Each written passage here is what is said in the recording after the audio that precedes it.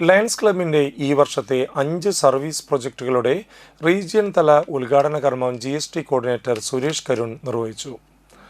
Manalur San Jose ഹോമിൽ നടന്ന ചടങ്ങിൽ റീജിയൻ ചെയർമാൻ പീതാംബരൻ്റെ ആരംഭത്ത് മുഖ്യപ്രഭാഷണം നടത്തി. പരിപാടിയുടെ ഭാഗമായി പോഷകാഹാര വിതരണവും സാൻ ജോസ് ഹോമിലേക്ക് കാഞ്ഞാണി സെൻട്രൽ ലയൺസ് ക്ലബിൻ്റെ നേതൃത്വത്തിൽ ഒരു ചാക്ക് അരി കൈമാറലും നടന്നു. ഹ്യൂമാനിറ്റേറിയൻ സർവീസ് പ്രൊജക്ടിന്റെ ഭാഗമായി വൃക്ഷത്തൈ വിതരണവും സംഘടിപ്പിച്ചു. തുടർന്ന് മെഡിക്കെയറിന്റെ നേതൃത്വത്തിൽ പ്രമേഹ തൈറോയിഡ് പരിശോധനകളും കാഞ്ഞാണി സൈമൺസ് ഐ ഹോസ്പിറ്റലിന്റെ നേതൃത്വത്തിൽ നേത്രപരിശോധന ക്യാമ്പും നടന്നു. 100ഓളം പേർ ആരോഗ്യ ക്യാമ്പിൽ പങ്കെടുത്തു.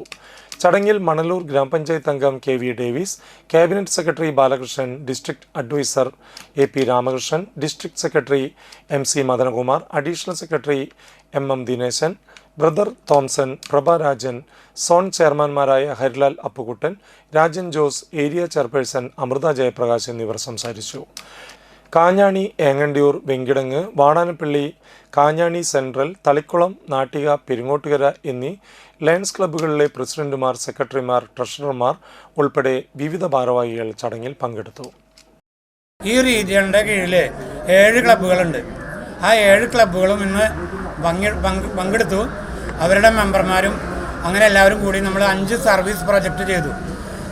അങ്ങനെ ഉള്ള പ്രോജക്റ്റൊക്കെ ചെയ്തു.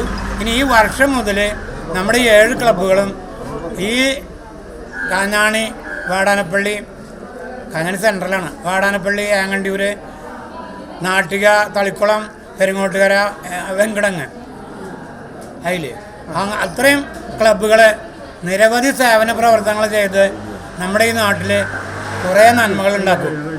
അപ്പോൾ അതിന് പത്രമാധ്യമങ്ങളുടെയും ഗ്രാമ്യ പോലെയുള്ള ചാനലുകളുടെയും ആ ഒരു സഹകരണം, സപ്പോർട്ട് പ്രതീക്ഷിച്ചുകൊണ്ട് ഞാനെൻ്റെ വാക്കുകൾ ഉപസംഹരിക്കുന്നു.